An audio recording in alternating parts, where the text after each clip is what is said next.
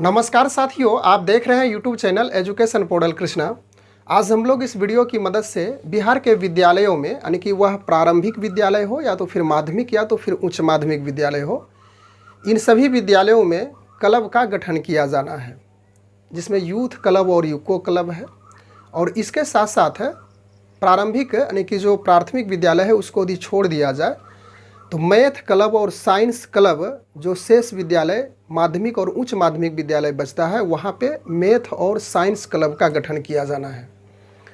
इस वीडियो के माध्यम से सिर्फ हम लोग इस बात को जानने के लिए यहाँ पे उपस्थित हुए हैं कि यूथ क्लब और यूको क्लब जिन जिन विद्यालयों में गठन किया जाएगा तो किन किन गतिविधियों का क्रियान्वयन किया जाएगा विद्यालय स्तर पर, उसके बाद सामुदायिक स्तर पर किन किन गतिविधियों का क्रियान्वयन किया जाएगा, उसको समझेंगे। इस बात से आप अवगत हो गए होंगे कि यूथ क्लब और यूको क्लब के लिए 20 विद्यार्थियों का चयन करना है।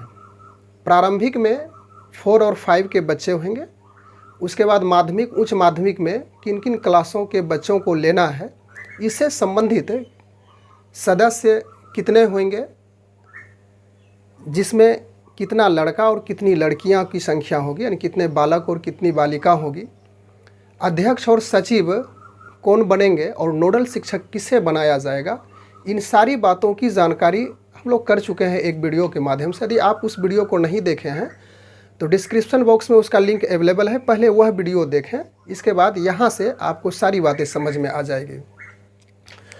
चलिए हम लोग यहाँ पे जो मुख्य बातें हैं इस वीडियो के माध्यम से उपस्थित हैं जानने के लिए, वह है कि यूथ क्लब और यूको क्लब का जब आप गठन करेंगे तो इस क्लब को संचालित करने के लिए, क्रियान्वित करने के लिए आपको क्या क्या गतिविधि करनी है। इसमें कुछ राशि भी मुहैया कराई जाएगी विद्यालय को, जिसमें 15,000, 5,000 और 25,000 रुपये तक की राशि मिलेगी। किनको मिलेगी आप पत्र के माध्यम से भी पढ़ करके समझ सकते हैं। यदि आपके पास पत्र अवेलेबल नहीं है तो उस वीडियो को देखिए जो कि डिस्क्रिप्शन बॉक्स में लिंक अवेलेबल है, उनमें सारी बातें जानकारी होगी। तो हम लोग यहाँ से अब बात करें कि क्लब के गतिविधियों के संचालन में विद्यार्थियों का सहयोग, यानी कि उनका जो सहयोग होगा वह लिया जाएगा, यानी सक्रिय भूमिका होगी विद्यार्थियों की। संचालन के लिए कुछ दिशा निर्देश, कुछ गाइडलाइंस है कि प्रत्येक वर्ष में, यानी कि जो वार्षिक कैलेंडर होगा, प्रत्येक वर्ष में एक वार्षिक कैलेंडर बनाया जाएगा और उस वार्षिक कैलेंडर में क्या क्या विषय वस्तु रखा जाएगा उसी बात को यहाँ पे समझेंगे। प्रत्येक महीना में, ध्यान रहे इस बात को याद रखिए कि प्रत्येक महीना में 2 कक्षाएँ यूको क्लब और यूथ क्लब से संबंधित आपको करवाना है विद्यालय में। इसके बाद गतिविधियों में कुछ जो शीर्षक है उसको देख लें, उसके बाद फिर डीपली हम लोग आगे जानकारी प्राप्त करेंगे। एक भारत श्रेष्ठ भारत, उसके बाद रंगोत्सव, फिर है कला उत्सव से संबंधित आपको गतिविधियां करानी है, और बैगलेस डे और सेफ सैटरडे यह तो चलता ही, उससे भी इसको इसमें ऐड करके चलना है।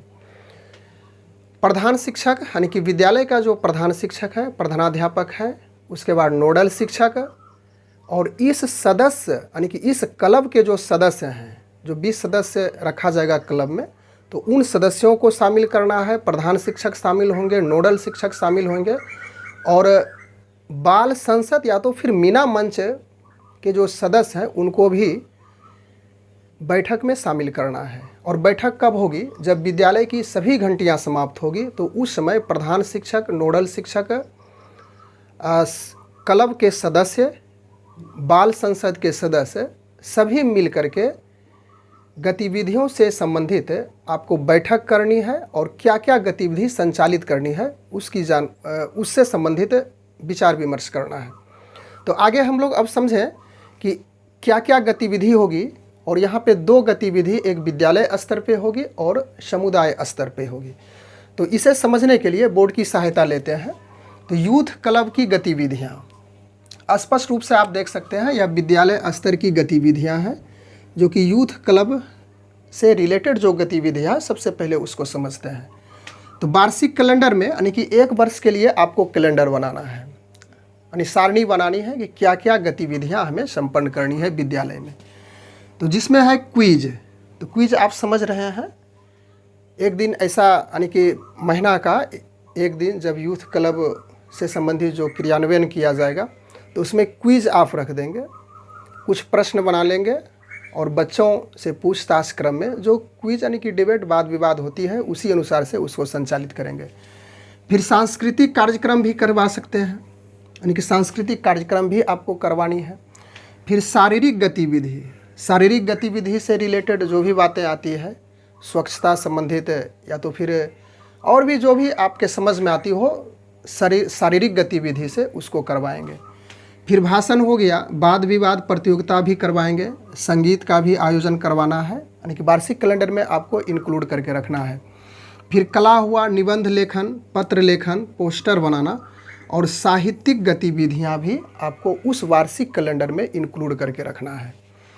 इसके साथ साथ भाषा समझ रहे हैं, भाषा में यानी कि लैंग्वेज में जो भी भाषाएं हों आपके क्षेत्र में, यानी उस विद्यालय के अंतर्गत जो भाषाएं आपको सेलेक्टेड लगती हो, हिंदी, उर्दू, उसके बाद संस्कृत या तो जो क्षेत्रीय भाषा है तो इसी से संबंधित या भाषा है इससे भी रिलेटेड आपको गतिविधि करानी है। इसके बाद दूसरा में है सामाजिक विज्ञान। तो सामाजिक विज्ञान के अंतर्गत जो भी विषय हैं, इतिहास हो गया, भूगोल हो गया, नागरिक शास्त्र हो गया, अर्थशास्त्र हो गया, तो इससे रिलेटेड कुछ गतिविधियां बच्चों के साथ करवानी है।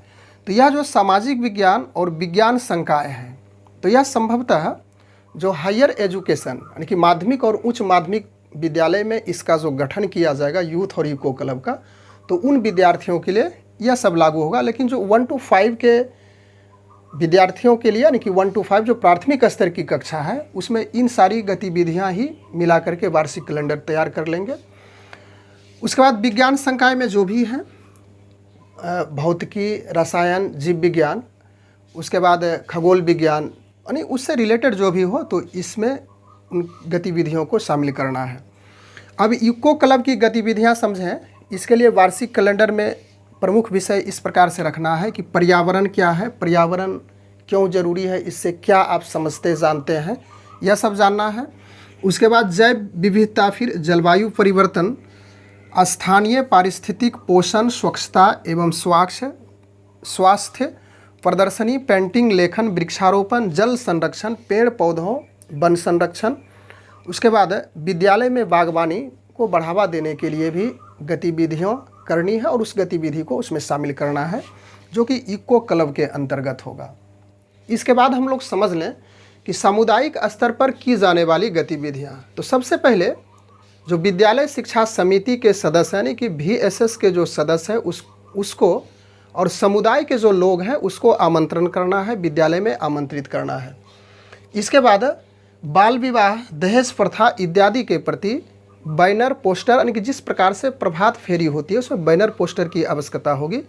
तो बाल विवाह से संबंधित समुदाय को जागरूक करना है, बाल विवाह से क्या खतरा है, आगे चल कर के उन बालक को क्या क्या परेशानियों का सामना करना पड़ता है उसके बारे में रूबरू समुदाय के लोगों को जानकारी। उसके बाद दहेज प्रथा, स्त्रियों के साथ शोषण इत्यादि के बारे में प्रभात फेरी के साथ समुदाय के लोगों को जागरूक करना है। तो यह सामुदायिक स्तर पे यूथ क्लब की गतिविधियां हैं। इसके बाद यूको क्लब की गतिविधियां में फिर उसी प्रकार से समुदाय के लोगों को आमंत्रण करना है, आमंत्रित करना है। उसके बाद जल संरक्षण पे चर्चा की जाएगी। जल संरक्षण कि जल को किस प्रकार से आप बचा सकते हैं। जल जो हमें शुद्ध पीने के लिए मिलता है वह बहुत कम प्रतिशत में प्राप्त है पृथ्वी पे। जल का तो बहुत भंडार है, लेकिन वैसे जल है जिसे हम पी नहीं सकते हैं, पीने के इस्तेमाल में नहीं कर सकते हैं। अधिपेय जल की बात करें, पीने वाले शुद्ध जल की बात करें तो बहुत कम प्रतिशत इसका अवेलेबल। इसलिए जल का संरक्षण किस प्रकार से हमें करना है। उसके बाद सुखाड़ की स्थिति उत्पन्न न हो, बाढ़ की भी स्थिति उत्पन्न न हो, तो इसके बारे में विशेष रूप से प्रभात फेरी के साथ समुदाय के लोगों को जागरूक करना है। पेड़ पौधों से लाभ, पेड़ पौधे हमें किस प्रकार से लाभ पहुंचाते हैं इसके बारे में भी लोगों को बताना है, जागरूक करना है। उसके बाद कचरा प्रबंधन और निष्पादन पर जागरूकता। कचरा यदि कहीं पे फेंका जा रहा है यूं ही तो उससे प्रदूषण बढ़ने की ज़्यादा संभावनाएं होती है। दूषित पदार्थ, दूषित चीज़ें वहाँ से निकल करके आती है जो समुदाय के लोगों को या तो फिर बच्चों को हानियाँ पहुँचाती है, तो उसका प्रबंधन किस प्रकार से किया जाएगा, फिर उस कचरा प्रबंधन जब हो जाए तो उसका निष्पादन फिर किस प्रकार से किया जाना है, लोगों को इसके बारे में भी प्रभात फेरी के साथ साथ समुदाय में जाकर के बताना होगा। कुछ महत्वपूर्ण बातें हैं, इसे ध्यान से हमेशा रखना है, रिमाइंड में यानी ध्यान रखना है इस पर। प्रत्येक माह के अंतिम दिवस को विद्यालय में स्वच्छता कार्यक्रम का आयोजन किया जाएगा, यानी प्रत्येक महीना के अंतिम दिन विद्यालय में स्वच्छता से संबंधित अभियान चलाए जाएंगे। स्वच्छता अभियान के अंतर्गत हो गया पूरे विद्यालयों की साफ सफाई, कचरा नली जहाँ पे है, पानी का जहाँ पे निकलना होता है उसकी साफ़ सफाई होनी चाहिए, टंकी की साफ़ सफाई, यानी विद्यालय में जो भी चीज़ें हैं, जहाँ भी जो भी उपलब्ध है उसकी साफ़ सफाई प्रत्येक माह के अंतिम दिवस पे करना है।